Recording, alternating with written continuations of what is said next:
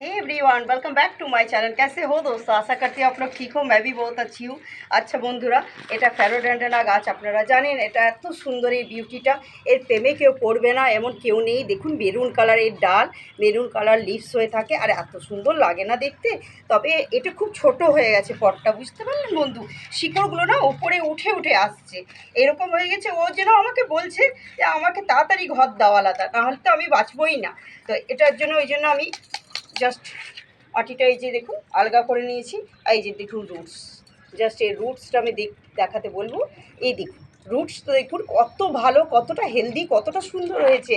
পেছন পর্যন্ত, পেছন দিকেও দেখুন, পেছন দিকেও একদম বড় বড় রুটস হয়ে আছে। এই যে এটা বড় জায়গায় না দিলে তো হবেই না।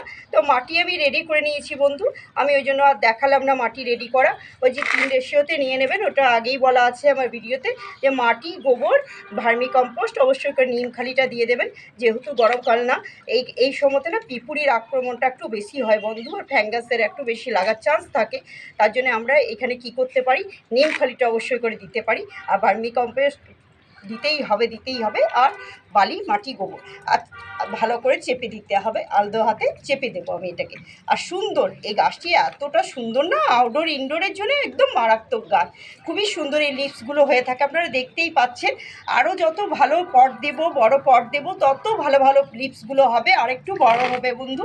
আর দিলাম না, বাস জল দিয়ে দেবো এটাতে। আমি দেখুন আস্তে আস্তে জল দিয়ে দেবো, জল অ্যাপ্লাই করে দিলাম, বাস এতটুকুই কাজ। এটাকে আমি এখন ছাওয়াযুক্ত জায়গাতে রাখবো 1 সপ্তাহ, তারপরে আমি একে রোদে নিয়ে আসবো।